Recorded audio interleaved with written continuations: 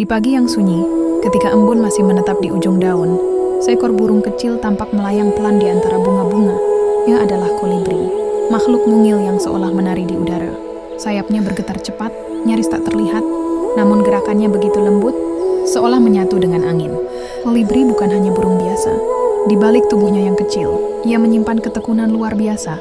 Ia hinggap di kelopak bunga, menyerap madu perlahan, lalu terbang lagi ke bunga lain tanpa suara, tanpa riuh. Semuanya dilakukan dengan kesabaran dan ketenangan. Warna bulunya berkilau saat tersentuh cahaya. Hijau zamrud, biru safir atau merah terang, tergantung sudut pandang. Namun tak pernah ia pamerkan.